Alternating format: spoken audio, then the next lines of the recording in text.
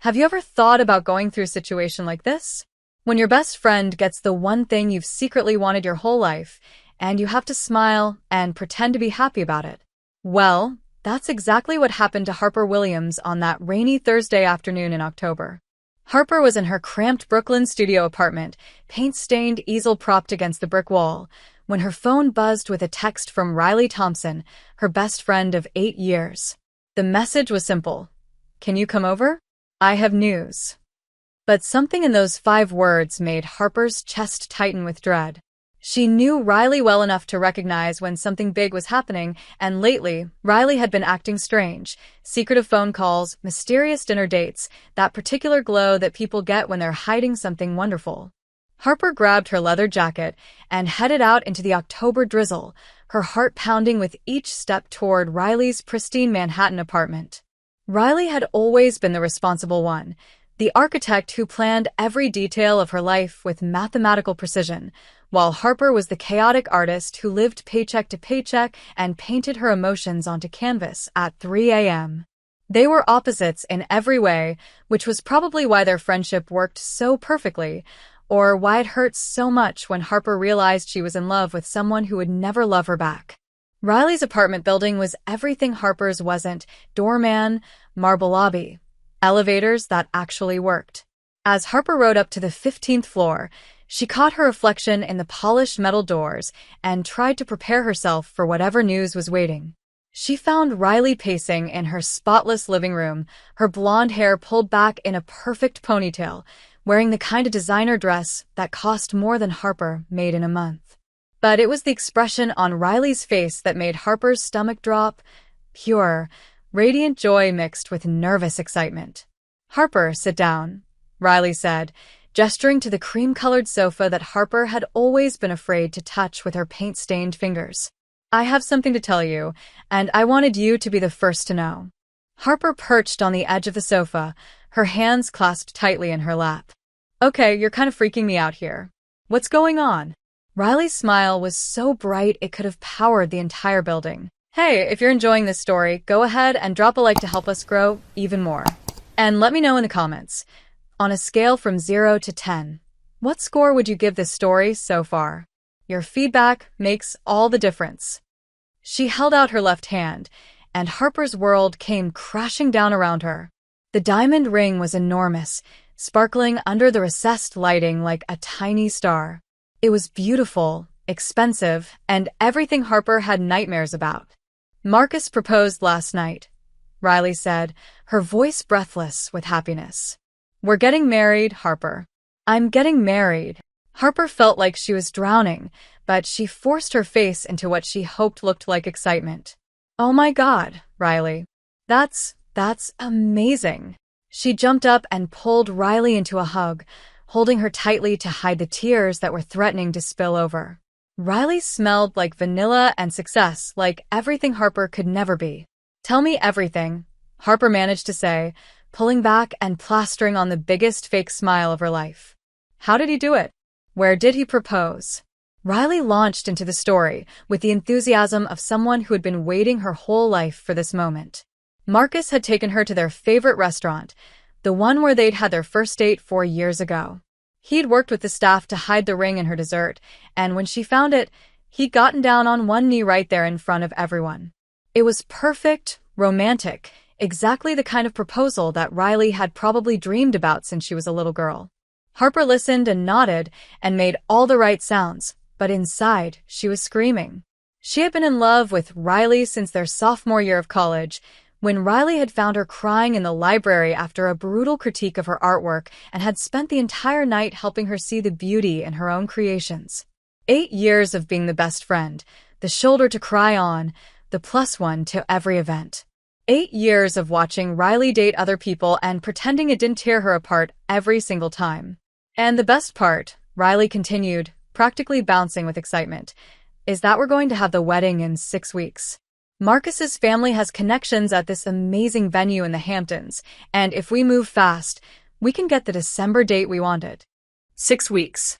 Harper felt like she'd been punched in the stomach. 6 weeks? Riley, that's so soon. Are you sure you don't want to take more time to plan? We've been together for 4 years, Harper. We know what we want, and we don't see any point in waiting. Riley's eyes were shining with happiness that made Harper feel sick. Besides, Marcus is getting that promotion at his firm, and we want to start our new life together as soon as possible.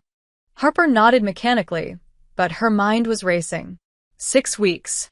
6 weeks until Riley became Mrs. Marcus Hamilton, and any last hope Harper had been secretly harboring would be buried forever. 6 weeks to watch the woman she loved plan a future with someone else. I want you to be my maid of honor, Riley said suddenly, grabbing Harper's hands. I know it's a lot to ask with such short notice, but I can't imagine getting married without you standing beside me. The irony was so painful Harper almost laughed. Standing beside Riley while she married someone else, smiling and holding her flowers and pretending to be happy about it. It was like being asked to dig her own grave. Of course, Harper heard herself saying. I'd be honored. Riley squeezed her hands tightly. You're the best friend anyone could ask for. I don't know what I'd do without you. The words hit Harper like shards of glass. Best friend. That's all she would ever be. The loyal, devoted friend who would smile through Riley's wedding and pretend her heart wasn't breaking into a million pieces. Actually, Harper said, surprising herself with the steadiness of her own voice, I have an idea. What if we do a bachelorette party? One last hurrah before you become a married woman. Riley's eyes lit up. That sounds perfect. What did you have in mind?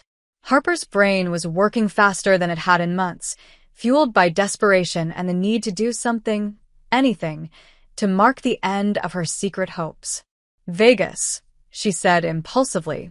Let's go to Vegas. We can do it this weekend. Fly out Friday, come back Sunday. Just you and me, one last wild adventure before you settle down into married life. Riley looked uncertain. Vegas? Harper, you know I'm not really the Vegas type. I was thinking more like a nice spa weekend or maybe wine tasting in Napa.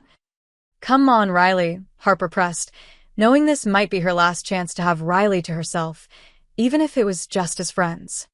When are you ever going to get another chance to be completely wild and irresponsible? After you're married, you'll be the perfect wife who goes to bed at 10 p.m. and drinks wine with dinner. This is your last chance to do something crazy. Harper could see Riley wavering, the responsible part of her brain fighting with the small part that had always wondered what it would be like to be spontaneous. I don't know, Harper. What would Marcus think? Marcus doesn't have to know all the details, Harper said with a mischievous grin that didn't reflect how she was really feeling. What happens in Vegas stays in Vegas, right? Besides, don't you think you owe it to yourself to have one weekend where you don't have to be perfect? One weekend where you can just be Riley, not the future Mrs. Hamilton? Riley bit her lower lip, a habit she'd had since college, when she was considering doing something she probably shouldn't. When would we leave? Friday afternoon, Harper said, sensing victory. I'll book everything.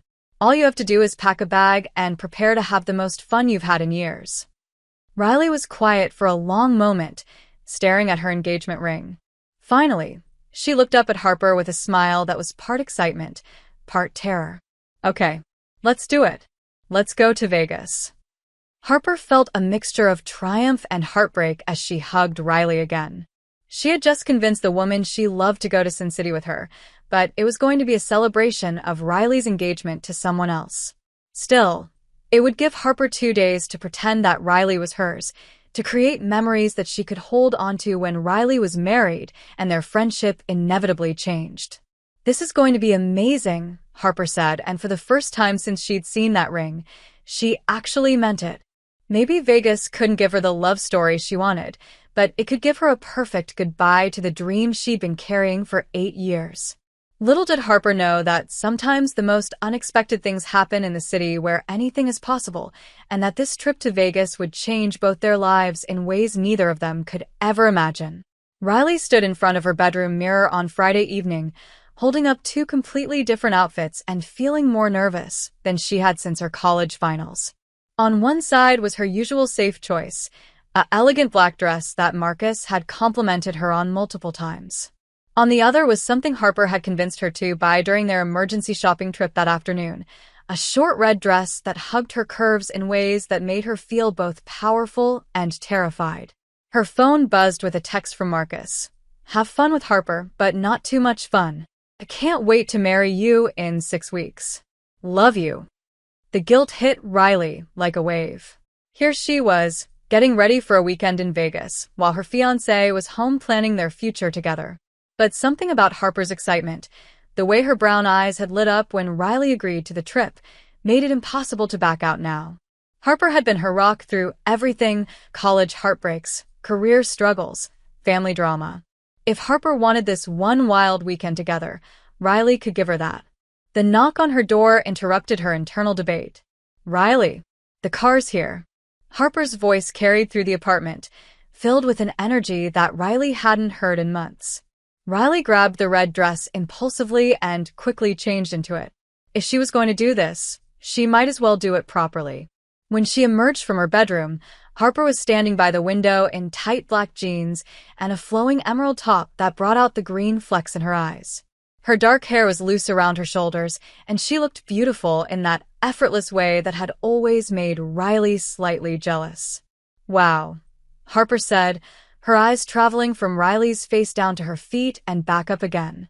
"You look incredible." There was something in Harper's voice that made Riley's cheeks flush. "Thanks. You don't look too bad yourself." The flight to Vegas was filled with champagne that Harper had somehow convinced the flight attendant to keep coming, and by the time they landed, both women were giggling like teenagers and making increasingly ridiculous plans for their weekend. "We have to see a show," Riley said as their taxi sped down the strip, neon lights flashing past the windows like a kaleidoscope. "And gamble," Harper added. "I'm going to win big at poker and buy you something ridiculously expensive." "You don't know how to play poker," Riley laughed. "Details," Harper waved dismissively. "How hard can it be?" Their hotel room at the Bellagio was stunning, floor-to-ceiling windows overlooking the fountains, king-sized bed with crisp white linens, and a bathroom bigger than Harper's entire apartment. Riley immediately felt guilty about the expense, but Harper had insisted on splitting everything and refused to let her book something cheaper. "This is amazing, Harper. But are you sure you can afford this?" "It's Vegas, baby," Harper said, throwing herself dramatically onto the bed. "You only live once, and you're only getting married once." "Well, hopefully," she added with a grin that didn't quite reach her eyes. Riley joined her on the bed, both of them staring up at the ornate ceiling. "I can't believe I'm actually here. Marcus would have a heart attack if he knew we were staying somewhere this expensive." "Marcus isn't here," Harper said quietly, turning to look at Riley. "This weekend is just about us. No fiancés, no responsibilities, no planning the perfect wedding. Just Riley and Harper, living dangerously." There was something intense in Harper's gaze that made Riley's heart skip a beat, but before she could analyze it, Harper was jumping up and pulling her toward the bathroom. "Come on, we need to get ready for dinner. I made reservations at this incredible restaurant on the 35th floor of the Eiffel Tower replica." Dinner was magical in a way that Riley hadn't expected. The restaurant overlooked the entire strip, and the champagne Harper kept ordering made everything feel dreamlike and surreal.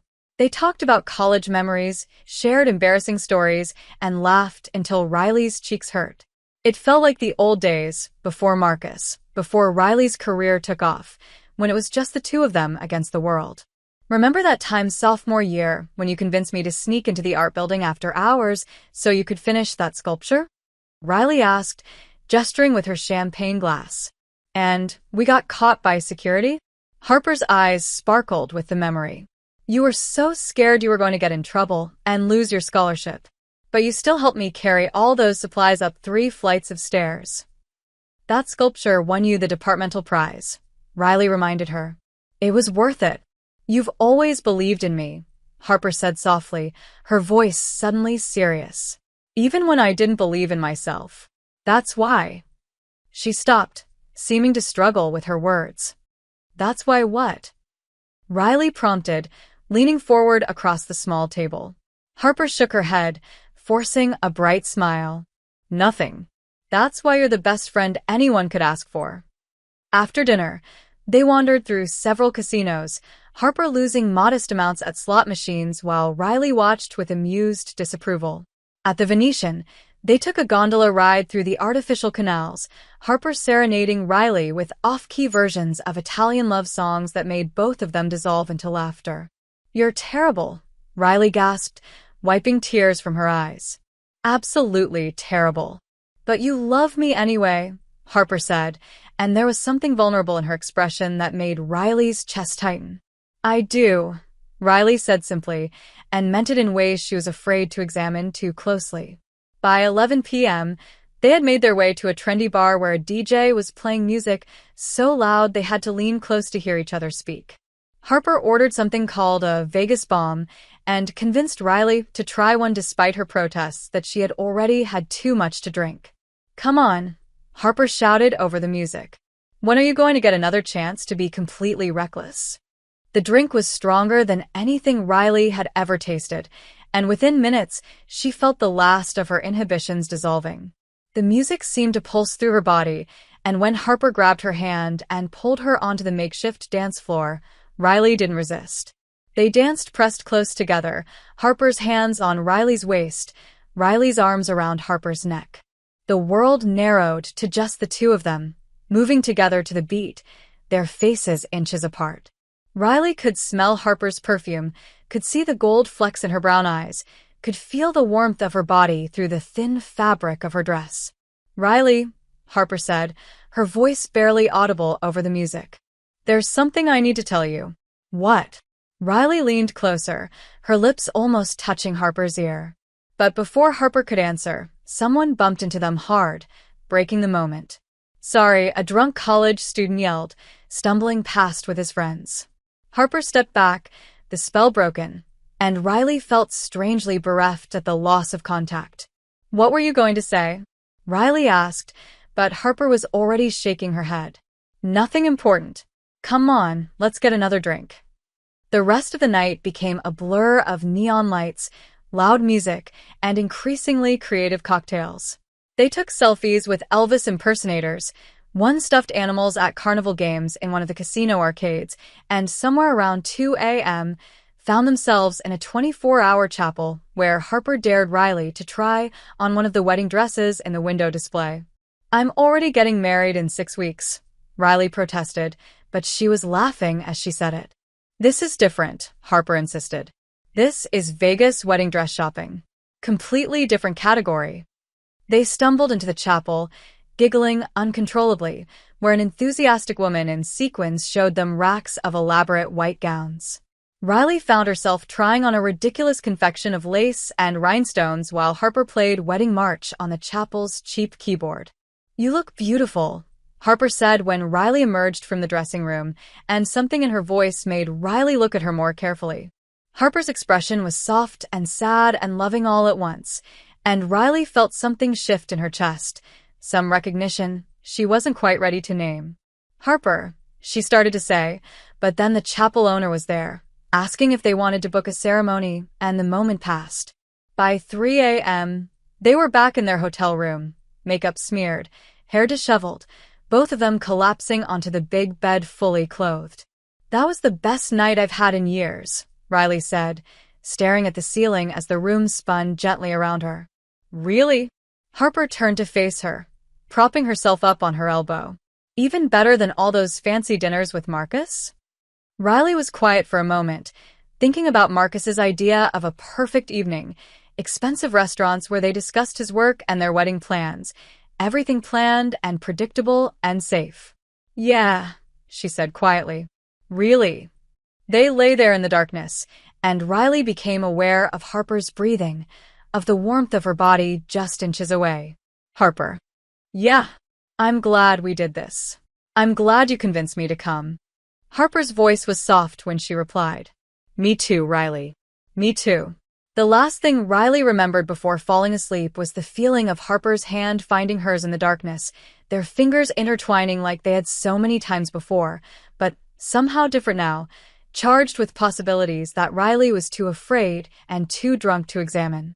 Tomorrow would bring consequences and complications, but tonight, in the artificial paradise of Las Vegas, anything seemed possible. Riley woke up with the feeling that someone had used her head as a drum all night long. Sunlight filtered through the hotel curtains, creating golden rays that seemed to pierce directly through her eyeballs. She groaned softly and tried to move, but something heavy was keeping her pinned down. When she finally managed to open her eyes, she realized that Harper was curled against her, her arm wrapped around Riley's waist, breathing softly against her neck. Riley stayed very still, trying to process what she was feeling. Harper's closeness wasn't new. They had shared beds on previous trips, comforted each other through breakups. But something was different this morning. There was an intimacy in the way Harper held her, like they belonged together in a way that made Riley's heart race despite her pounding headache. That's when she noticed it. The cool metal band on her left ring finger. But it wasn't her engagement ring for Marcus. This was something else entirely, a simple silver band that felt foreign and yet somehow right. Riley's blood turned to ice as she slowly lifted her hand to examine the ring more closely. Her movement caused Harper to stir, and when Harper's hand came into view, Riley saw an identical silver band on her ring finger. "Harper," Riley whispered, her voice hoarse and panicked. "Harper, wake up." Harper's eyes fluttered open, immediately squinting against the harsh Vega sunlight. "Ugh, what time is it? And why does my mouth taste like I licked the strip?" "Harper, look at your hand," Riley said, holding up her own hand to show the mysterious ring.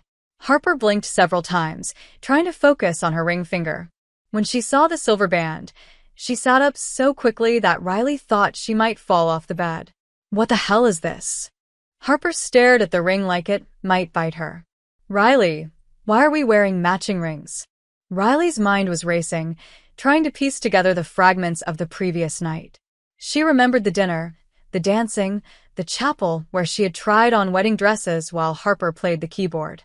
But everything after 2 a.m. was a complete blur. "Oh God," Riley whispered, scrambling to find her phone. "Oh God, oh God, oh God." She found her phone on the nightstand and immediately checked her photos from the previous night. What she saw made her stomach drop to her toes. Photo after photo of her and Harper in what appeared to be a wedding ceremony. There they were, standing in front of an Elvis impersonator, both wearing the white dresses from the chapel. There was Harper lifting Riley's veil and kissing her while a crowd of strangers cheered in the background. There was Riley sliding the ring onto Harper's finger while tears of joy streamed down both their faces. "Harper." Riley's voice was barely a whisper. "I think we got married." Harper grabbed the phone with shaking hands, scrolling through the photos with increasing horror and disbelief. "This can't be real. This has to be some kind of joke. We were just trying on dresses. We were just playing around." But then Harper found the video. A 3-minute recording of them exchanging vows in front of Elvis, both of them clearly intoxicated but speaking with passionate sincerity about eternal love and devotion. In the video, Harper was telling Riley that she had loved her since college, that she had never wanted anything more than to call Riley her wife. And Riley was responding that Harper was her soulmate, her other half, the person she wanted to grow old with. "I need to see if this is legally binding," Riley said, grabbing her laptop with trembling hands. "Maybe it's just a fake ceremony. Maybe it doesn't count." But a quick Google search confirmed her worst fears. Nevada marriage licenses were indeed legal and binding, and the Chapel of Eternal Love where they had apparently tied the knot was a legitimate wedding venue. "We're married," Riley said, staring at the screen in shock. "We're actually legally married." Harper was sitting on the edge of the bed, her head in her hands. "Riley, I am so sorry. I don't know what happened. I don't remember deciding to do this. I must have been completely out of my mind drunk." Riley looked at her best friend, her wife, and felt a confusing mixture of panic, guilt, and something else she couldn't identify. "What am I going to tell Marcus?" "Our wedding is in 5 weeks, Harper." 5 weeks. "And I'm married to my best friend." "We'll get it annulled," Harper said quickly, though her voice sounded strained. "It's Vegas. This kind of thing must happen all the time. We'll find a lawyer. We'll fix this, and no one ever has to know." Riley nodded, though something in her chest felt tight at the thought of erasing what had happened between them. "Right." An annulment. We can pretend this never happened. But as she said the words, Riley found herself looking at the photos again. In every single picture, she and Harper looked radiantly happy. They looked like two people who were genuinely, completely in love. And the way Harper was looking at her in the videos, with such open adoration and tenderness, made Riley's heart skip beats in a way that had nothing to do with her hangover. "We should probably shower and get dressed," Harper said, avoiding Riley's eyes. "I'll call some lawyers and see what our options are." Riley nodded and headed toward the bathroom, but she paused at the door. "Harper? In the video, when you said you'd loved me since college, was that just the alcohol talking?" Harper was quiet for so long that Riley thought she might not answer. Finally, she looked up, and Riley saw pain and vulnerability in her brown eyes that took her breath away. "I don't know," Harper said softly. "I honestly don't remember saying it. But Riley, even if I did, it doesn't matter now. You're engaged to Marcus. You have a life planned out, a future that doesn't include me in that way. This was just a mistake."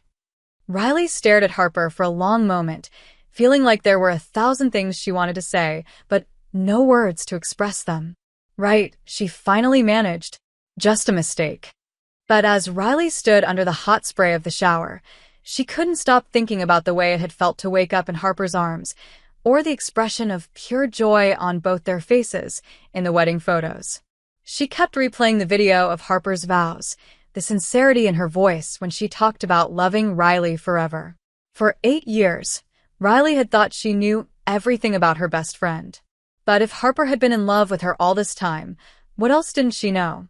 And more importantly, what did it mean that hearing Harper's drunken confession of love had made Riley's heart race instead of making her uncomfortable? When Riley emerged from the bathroom, she found Harper on the phone with what sounded like a lawyer's office, taking notes about annulment procedures and waiting periods.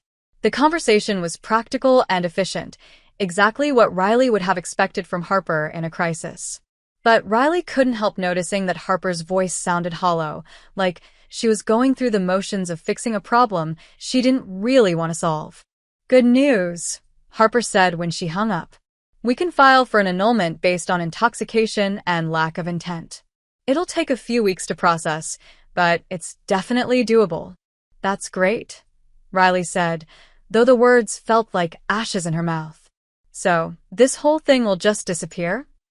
"Like it never happened," Harper confirmed, but she wouldn't meet Riley's eyes. They spent the rest of the morning in awkward silence, packing their belongings and preparing to catch their afternoon flight back to New York. But as they waited for their taxi to the airport, Riley found herself staring at the silver ring she was still wearing, wondering why the thought of taking it off made her feel like she was losing something precious she had never even known she wanted.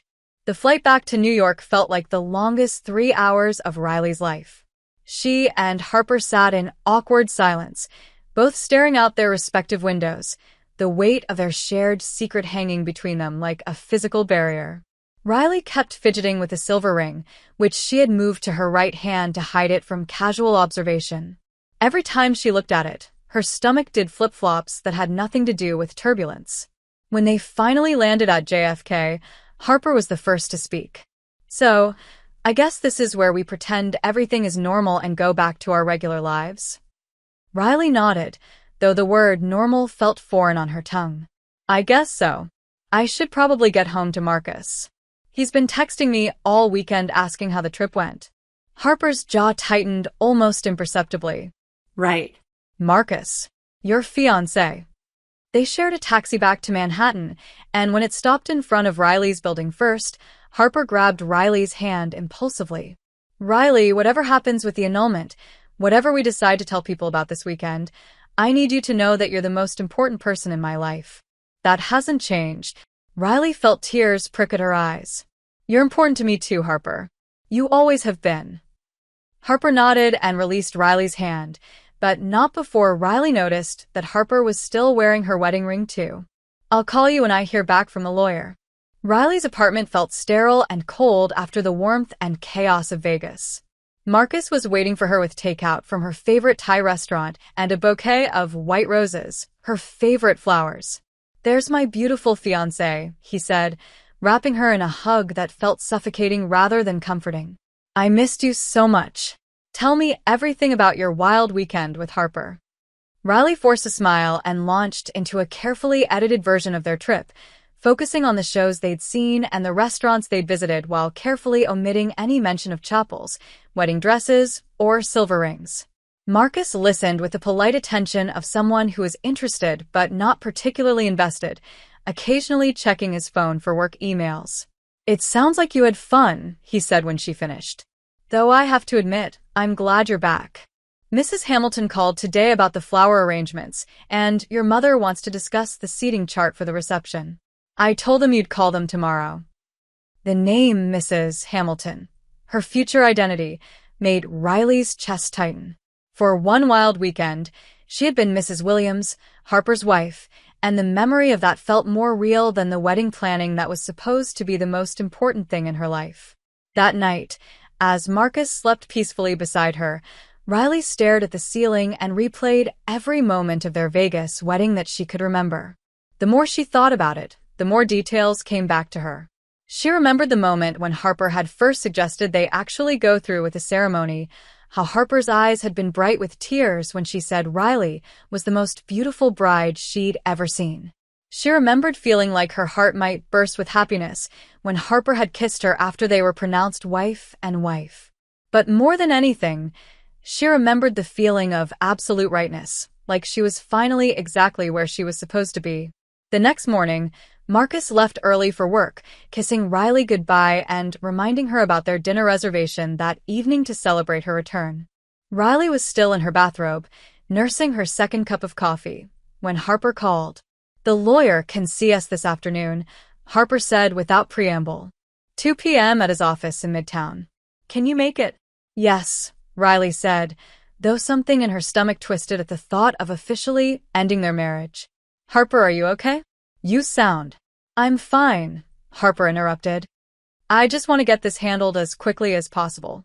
The sooner we file the paperwork, the sooner we can put this whole thing behind us." But Harper didn't sound fine. She sounded tired and sad, and like she was forcing herself to be practical about something that was breaking her heart. Riley found herself wanting to comfort Harper, to tell her that maybe they didn't have to rush into the annulment, that maybe they should talk about what had happened between them first. "Riley, are you still there?" "Yeah, I'm here. I'll see you at 2. The lawyer's office was everything Riley had expected: mahogany furniture, diplomas on the walls, and a middle-aged man in an expensive suit who looked like he handled celebrity divorces and discreet family scandals. "So," he said, reviewing the paperwork Harper had brought, "you ladies want to annul a marriage that took place in Las Vegas this past weekend due to intoxication and lack of intent to actually marry." "That's correct," Harper said firmly. "We were both extremely intoxicated, and we have no memory of making the decision to get married. It was clearly a mistake." Riley noticed that Harper was very carefully not looking at her during this conversation. "I see," the lawyer said. "And you're both in agreement about this annulment? There are no financial assets to divide, no disagreements about the dissolution." "We're in complete agreement," Harper said before Riley could speak. "We just want this mistake erased as quickly as possible." The lawyer nodded and began pulling out forms. "Very well. I'll need both of you to sign these documents, and then I'll file with the court. The process typically takes 3 to 4 weeks in cases like this." Riley stared at the papers in front of her, her pen hovering over the signature line. All she had to do was sign her name, and her marriage to Harper would be erased forever. It would be like their perfect day in Vegas had never happened, like the moment of pure happiness she'd felt when Harper had kissed her after their vows had been just an alcohol-induced fantasy. "Mrs. Williams," the lawyer prompted, "I need your signature on the first page." "Mrs. Williams." Riley realized that she liked the sound of that more than Mrs. Hamilton, and the thought terrified her. "Riley." Harper's voice was soft, concerned. "Are you okay?" Riley looked up to find Harper watching her with worried brown eyes. I need a minute. Can I use your restroom?" The lawyer pointed down the hall, and Riley escaped to the small bathroom where she splashed cold water on her face and stared at her reflection in the mirror. She looked pale and confused, like someone who had lost something important but couldn't remember what it was. When she returned to the office, Harper was signing the last of her paperwork with quick, efficient strokes. Riley sat down and picked up her pen, but her hand was shaking so badly she could barely hold it. "Harper," she said quietly, "can I talk to you outside for a minute?" Harper looked surprised but nodded, and they excused themselves to the hallway. "What's wrong?" Harper asked. "You look like you're about to be sick." Riley took a deep breath, trying to find the courage to voice the thoughts that had been swirling through her mind since they'd woken up that morning. "Is this what you really want? To just erase everything that happened?" Harper's expression became guarded. "Riley, we talked about this. It was a mistake. We were drunk, we weren't thinking clearly, and you're getting married to Marcus in 5 weeks. What else can we do? We could talk about it," Riley said desperately. "We could try to understand what happened, why we did what we did." "Harper, I've been thinking about what you said in those vows, about loving me since college, and I—" "Stop," Harper interrupted, her voice sharp with pain. "Please don't. I can't do this, Riley. I can't sit here and dissect my feelings for you when I know that at the end of the day, you're going to go home to Marcus and plan your wedding to him. It's too hard." Riley felt tears beginning to sting her eyes. "But what if I don't want to go home to Marcus? What if waking up married to you felt more right than anything else in my life?" Harper stared at her for a long moment, and Riley could see the war between hope and self-protection playing out across her features. "You don't mean that," Harper said finally. "You're just confused because this whole situation is crazy and overwhelming. But in a few days, when the shock wears off, you'll remember that you love Marcus and that you have a beautiful life planned with him." "What if I don't?" Riley pressed. "What if I realize that I've been settling for safe instead of fighting for what I really want?" Harper's laugh was hollow. "And what is it you really want, Riley?" The question hung between them, heavy with possibility and danger. Riley realized that this was the moment of truth, the point where she either chose safety and predictability or leaped into the unknown. "I want to find out what happens if we don't sign those papers," Riley said quietly. "I want to know what it would be like to be married to my best friend, to wake up next to you every morning, to build a life with someone who knows me better than I know myself." Harper's eyes were bright with unshed tears. "Riley, you can't be serious. 5 weeks ago, you were perfectly happy with Marcus. You can't throw away your entire future based on one drunken night in Vegas." "Can I?" Riley challenged. "Harper, for 8 years you've been the most important person in my life. You're the one I call when I'm happy, when I'm sad, when I'm scared. You're the one who believes in me when I don't believe in myself. Maybe getting married in Vegas wasn't a mistake. Maybe it was the first honest thing I've done in years." The hallway fell silent except for the sound of their breathing. Finally, Harper spoke, her voice barely above a whisper. "If we do this, if we don't get the annulment, there's no going back. You'll have to break up with Marcus, cancel your wedding, disappoint your family. Are you really ready for all of that?" Riley thought about Marcus waiting for her at home, about the wedding dress hanging in her closet, about the life she had planned that was safe and predictable and everything she was supposed to want. Then she thought about Harper's smile when she'd seen Riley in the wedding dress, about the way it had felt to be held all night by someone who loved her completely, about the possibility of building something real and beautiful and terrifying with her best friend. "I don't know," Riley admitted, "but I know I'm ready to find out." Riley and Harper stood in the lawyer's hallway for what felt like an eternity, the weight of Riley's words hanging between them like a bridge neither was sure they were brave enough to cross. Harper's eyes searched Riley's face, looking for any sign that this was just panic or confusion talking. "Are you absolutely sure about this?" Harper asked, her voice trembling. "Because once we walk back in there and tell him we're not signing those papers, everything changes. There's no taking it back." Riley reached out and took Harper's hands, intertwining their fingers like they had so many times before, but this time it felt like a promise. "Harper, I've spent the last 8 years playing it safe, making the practical choice, doing what everyone expected me to do. But when I woke up married to you yesterday morning, for just a moment before the panic set in, I felt something I've never felt with Marcus." "What?" Harper whispered. "Like I was home. Riley said simply. Like I was exactly where I belonged. Harper's composure finally cracked, and tears began streaming down her face. Riley, I've been in love with you since the night you helped me finish that sculpture in college. I've watched you date other people. I've celebrated your engagement to Marcus. I've pretended to be happy about your wedding planning, and it's been killing me slowly. But I never said anything because I thought you could never feel the same way about me. Riley brought their joined hands up to her lips and kissed Harper's knuckles gently. Maybe I couldn't before. Maybe I was too scared or too conditioned to think I had to follow a certain path. But Harper, when I look at those wedding photos from Vegas, I see two people who look completely, radiantly happy. I see myself looking at you the way I should look at the person I'm going to spend my life with. But what about Marcus? Harper asked. What about your family? Your job? Riley, your entire life is built around being with him. Riley closed her eyes, thinking about the conversation she would have to have, the disappointment she would cause, the gossip and judgment that would follow. It would be messy and painful and complicated. But for the first time in years, the thought of facing those challenges didn't fill her with dread. It filled her with determination. Marcus deserves someone who loves him the way I love you, Riley said. Someone who doesn't spend their engagement feeling like they're settling. And my family, they'll adjust. They love me, and eventually they'll understand that I need to be with someone who makes me feel alive. Harper was crying harder now, but she was also smiling. Are you really saying what I think you're saying? I'm saying that I want to try, Riley said firmly. I want to see what happens if we're brave enough to admit that maybe getting drunk and married in Vegas was the smartest thing we've ever done. Harper laughed through her tears. This is crazy. This is completely insane. So I was flying to Vegas for a bachelorette party and ending up married to my best friend, Riley pointed out. But sometimes the best things in life are a little crazy.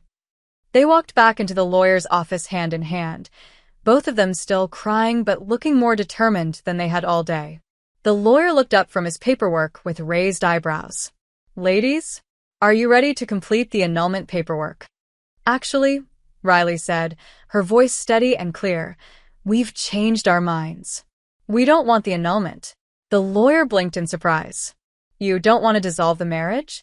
No, Harper said, squeezing Riley's hand tighter.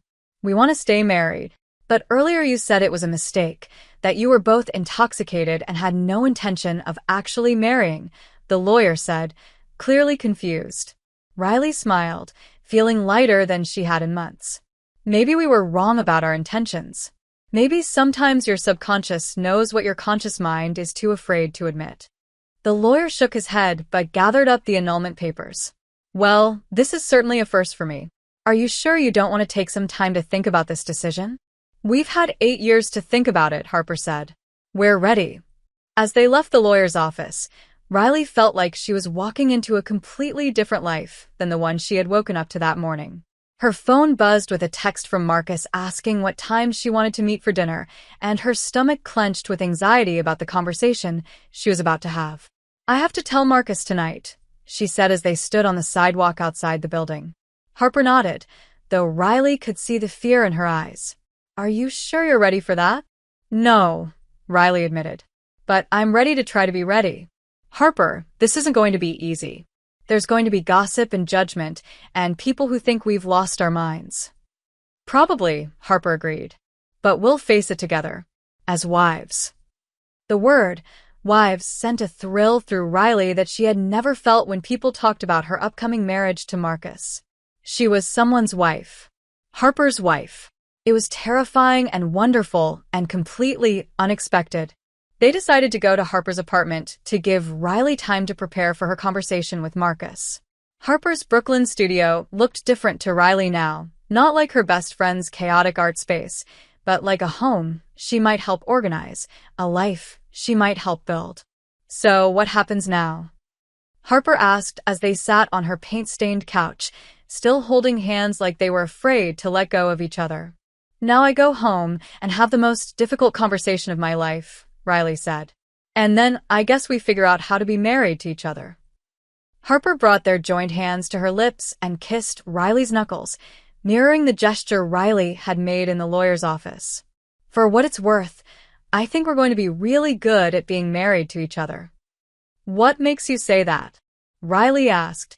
"Because we already know each other's worst habits and we still choose to spend time together," Harper said with a grin. "Plus, we've been each other's emotional support system for 8 years. Now we just get to make it official." Riley leaned over and kissed Harper softly, their first sober kiss since Vegas. It was gentle and sweet and felt like coming home. "I love you," Riley whispered against Harper's lips. "I love you too," Harper replied. "And I promise I'm going to spend the rest of our marriage making sure you never regret choosing me over the safe option." As Riley prepared to leave for her apartment and the conversation that would change everything, she realized that for the first time in her adult life, she wasn't choosing the practical option or the one that would make other people happy. She was choosing love, real and complicated and beautiful love, even though it meant disappointing people and facing uncertainty. "Call me as soon as you're done with Marcus," Harper said as Riley gathered her purse. "I'll be waiting." Riley nodded, taking one last look around Harper's apartment. Their apartment now, she supposed. Tomorrow they would start the complicated process of building a life together, of explaining their decision to friends and family, of figuring out how to be wives instead of just best friends. But tonight, Riley had to close one chapter of her life before she could fully embrace the next one. The conversation with Marcus would be painful, but it was also necessary. She owed him honesty, and she owed herself the chance to build something real with the person she had apparently loved all along without being brave enough to admit it. As Riley walked toward the subway that would take her back to Manhattan and the conversation that would change everything, she touched the silver ring on her finger and smiled. Sometimes the best decisions were the ones that scared you the most. Riley stood outside her apartment door at 7 p.m., her key trembling in her hand as she prepared to face Marcus and tell him that their engagement was over. The weight of the silver ring on her finger felt both terrifying and reassuring, a constant reminder of the choice she had made and the woman waiting for her across town. She had rehearsed the conversation a dozen times during the subway ride home, but nothing could have prepared her for the look of excitement on Marcus's face when he opened the door. "There's my beautiful fiancé," he said, pulling her into a hug that felt more suffocating than ever. "I've been thinking about the honeymoon all day. I found this amazing resort in Tuscany that would be perfect for us." Riley's heart clenched with guilt as she gently extracted herself from his embrace. "Marcus, we need to talk. Can you sit down?" Something in her tone must have alerted him because his smile faltered slightly. "Is everything okay? You've been acting strange since you got back from Vegas." Riley sat across from him on the couch where they had planned their wedding, where she had said yes to his proposal, where she had pretended to be happy about a future that now felt like a cage. "Marcus, I need to tell you something, and it's going to be difficult to hear." His face went pale. "You're scaring me, Riley. What happened in Vegas?" Riley took a deep breath and pulled off her engagement ring, setting it gently on the coffee table between them. "I can't marry you, Marcus." "I'm so sorry, but I can't." The silence that followed was deafening. Marcus stared at the ring, then at Riley, then back at the ring, as if he couldn't process what he was seeing. "I don't understand," he said finally. "Did something happen? Did I do something wrong?" "No," Riley said quickly. "You didn't do anything wrong. You're a good man, Marcus, and you deserve someone who loves you completely, without reservation, without wishing they were someone else." Marcus's eyes filled with tears. "But I thought you did love me. We've been together for 4 years, Riley. We have a wedding planned, a future mapped out." "I know," Riley said, her own tears beginning to fall. "And I thought I loved you the way you deserved to be loved. But Marcus, in Vegas I realized something about myself that I can't ignore anymore." "What?" His voice was barely a whisper. Riley reached into her purse and pulled out one of the wedding photos from Vegas, the one where she and Harper were kissing after being pronounced wife and wife. "I fell in love with someone else. Someone I should have realized I loved years ago." Marcus took the photo with shaking hands, studying it for a long moment. "This is Harper," he said slowly. "Your best friend Harper." "Yes." "You married Harper in Vegas." "Yes." Marcus set the photo down carefully and looked at Riley with an expression of such profound hurt that she felt like her heart was breaking. How long, Riley? How long have you been in love with her? I think I always have been, Riley admitted. I just wasn't brave enough to admit it to myself. I thought what we had was safe and stable and what I was supposed to want. But Marcus, I've never looked at you the way I look at Harper in that photo. I've never felt about you the way I feel about her. Marcus stood up and walked to the window, his back to Riley. So, our entire relationship was what? A lie? For years of my life wasted on someone who was in love with someone else. It wasn't a lie, Riley said desperately. I cared about you. I still care about you. But caring isn't the same as being in love, and you deserve someone who is completely, desperately in love with you. Marcus laughed bitterly. Well, this is certainly not how I imagined this evening going. My fiancée comes home from her bachelorette party married to another woman. He turned around, and Riley could see that he was crying. What am I supposed to tell people, Riley? What am I supposed to tell my parents, your parents, all the wedding guests? Tell them the truth, Riley said quietly. That sometimes people change, that sometimes you realize you want something different than what you thought you wanted. And what about the deposits? The venue, the flowers, the photographer? What about the life we planned together? Riley's heart ached for him, for the pain she was causing, for the dreams she was shattering. I'll take care of the wedding costs. I'll call everyone. I'll handle the cancellations. Marcus, I never wanted to hurt you. He was quiet for a long time, staring out at the city lights. Finally, he spoke. Do you love her? Really love her? Yes, Riley said without hesitation. More than I ever thought it was possible to love someone. Marcus nodded slowly, wiping his eyes. Then I guess there's nothing more to say. I want you to be happy, Riley, even if it's not with me. But I need you to leave tonight. I can't look at you right now without thinking about how stupid I was to believe you actually wanted to marry me. Riley packed a bag while Marcus sat in silence on the couch, occasionally picking up the wedding photo and staring at it. When she was ready to leave, she stopped at the door. Marcus, for what it's worth, I'm sorry. I'm sorry I wasn't brave enough to figure this out before I said yes to your proposal. You're going to find someone amazing who will love you the way you deserve to be loved. Just go, Riley, he said without looking at her. Please just go. The taxi ride to Harper's apartment felt like the longest journey of Riley's life. When Harper opened the door, she took one look at Riley's tear-stained face and red eyes and pulled her into her arms. How did it go? Harper asked softly. It was horrible. Riley sobbed against Harper's shoulder. He's devastated, and he has every right to be.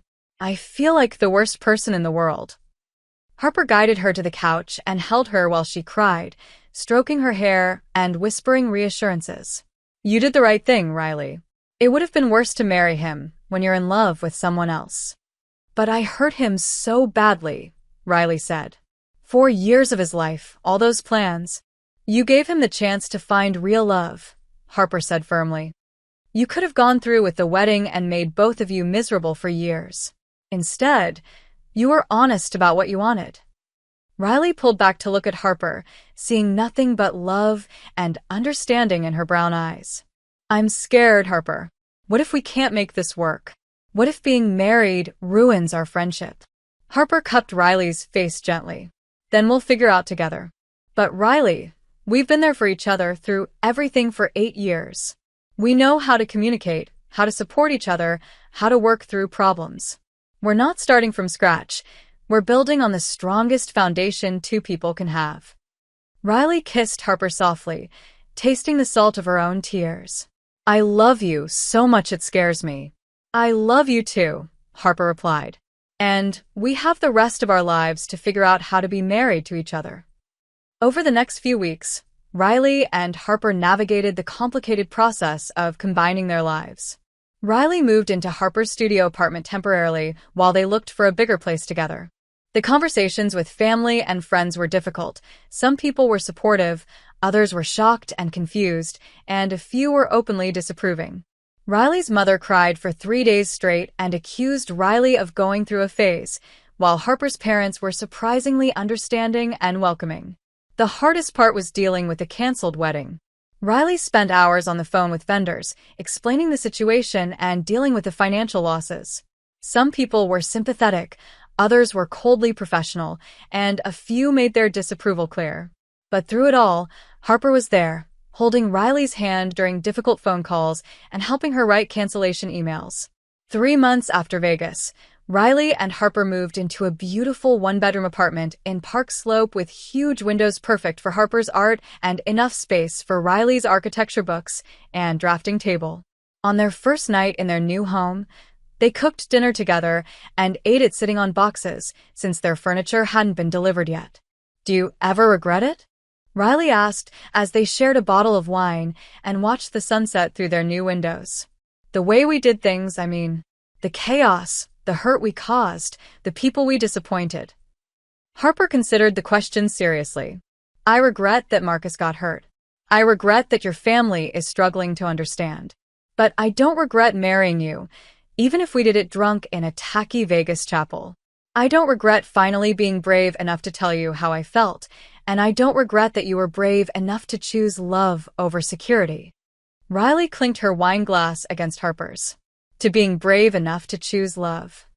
"To being brave enough to choose each other," Harper corrected.